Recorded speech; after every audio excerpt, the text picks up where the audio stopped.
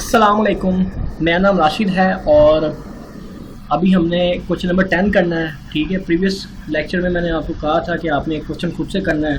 तो मैं उम्मीद करता हूँ कि आप लोगों ने क्वेश्चन किया भी होगा और मेरे साथ शेयर भी किया होगा जो पेज मैंने आपको बताया था। तो क्वेश्चन नंबर 10 मैं पहले पढ़ने लगा हूँ ताकि मैं आपको समझा सकूँ। वो कहता है कि जी रुपीज़ 8,000 पे इज़ इनफ, काफ़ी है फॉर 4 पर्सनस फॉर 40 डेज़। वो कह रहा है कि 8,000 पे 4 बंदों के लिए 40 दिन के लिए काफ़ी हैं। ठीक है, अब यहाँ पे दो चीज़ें हैं।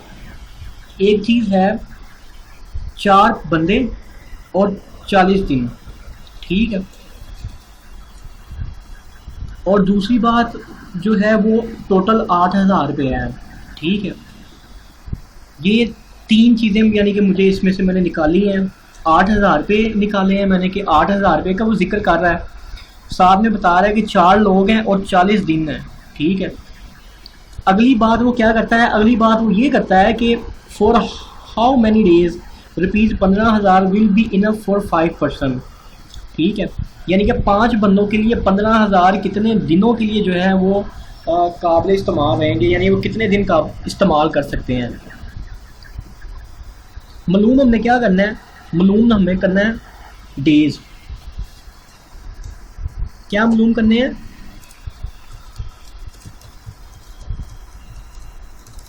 डेज हमने मालूम करने हैं। ठीक है, अच्छा सबसे पहले मैं एक सिंपल सी कैलकुलेशन करने लगा हूँ जो यानी कि क्वेश्चन के पहले हिस्से के अंदर उन्होंने बताई है। वो ये है कि 8,000 पे जो है ना, ये उनका टोटल जो 40 दिन है, जो 40 दिन है ना, ये टोटल उनका खर्चा है, यानी कि 40 दिन उन्होंने स्पेंड करने हैं। ठीक है, और वो 4 लोग हैं। ठीक है, 4 लोग, अगर मैं 4 को ज़रब करता हूँ 40 के साथ और उसको डिवाइड करता हूँ 8,000 के साथ, ठीक है, तो ये पर डे एक्सपेंस है। पर डे एक्सपेंस पर पर्सन, यानी कि एक बंदा दिन के अंदर अगर 50 रुपये खर्च करेगा ना, मैं आपको यहाँ पे इसकी कैलकुलेशन करके देता हूँ ताकि आपको जो है ना वो मज़ीद समझ आ जाए। अच्छा, एक बंदा रोज़ के 50 रुपये इस्तेमाल कर रहा है। ठीक है, 50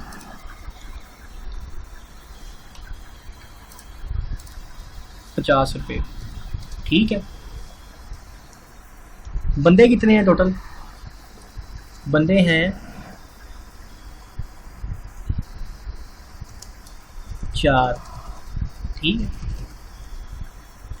और दिन कितने हैं 40।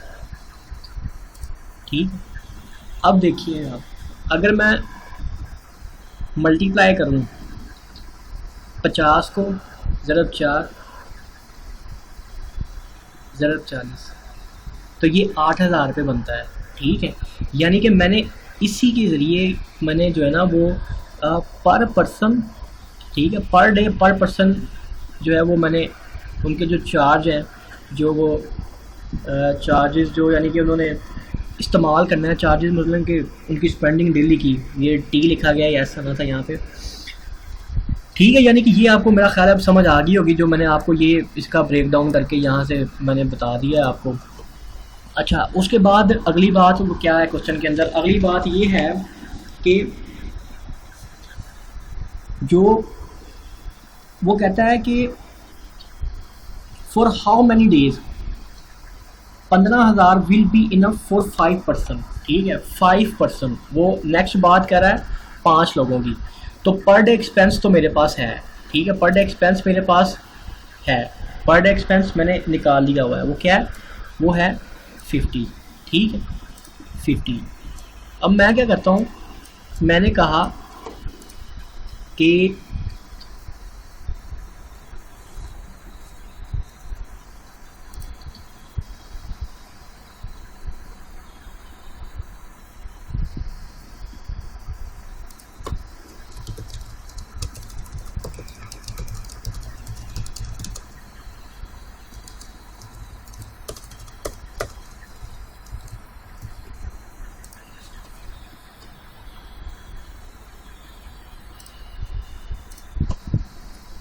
5, ठीक है, 5 बंदे मल्टीप्लाई बाय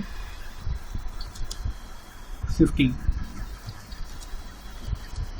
ठीक है, कितना आ गया, 250 आ जाएगा, ठीक है, 250 रुपीज़, ठीक है जी। यानी कि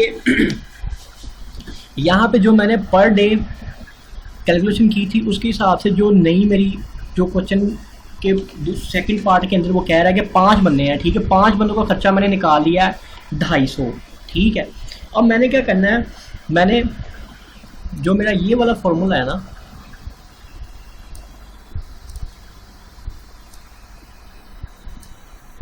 इसी के हिसाब से मैंने अपनी कैलकुलेशन करनी है, नई वाली कैलकुलेशन, ठीक है। नई वाली कैलकुलेशन मेरी क्या है, नई वाली कैलकुलेशन मेरी फिर से सेम होगी, ठीक है, ये सेम फार्मूला मैंने यूज़ करना है दोबारा नई कैलकुलेशन के हिसाब से, ठीक है।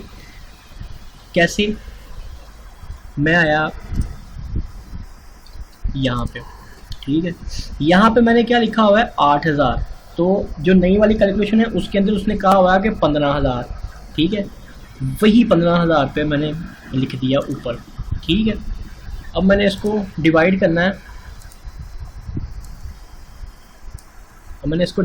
है, ठीक है। यहाँ पे मैंने किया था 4 × 40, ठीक है, तो यहाँ पे मैं इसको कर रहा हूँ 5 × 50 के साथ जो मेरा नया है, क्योंकि यहाँ पे तो 4 था तो मैंने 4, यहाँ पे 5 5 के हिसाब से करूँगा, ठीक है। तो मैंने इसको यहाँ पे डिवाइड कर दिया 250 के साथ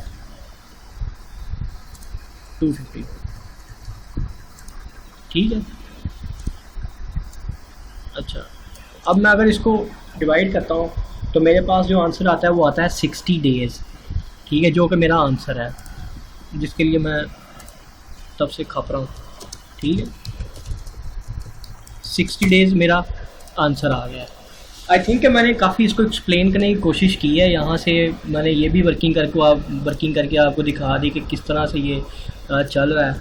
आई होप कि आपको इसकी समझ आई होगी, अगर फिर भी समझ नहीं आई तो आप मुझसे पूछ सकते हैं, मैं कोशिश करूँगा कि इसको मज़ीद एक्सप्लेन कर सकूँ या किसी और एंगल से इसको एक्सप्लेन कर सकूँ, ठीक है।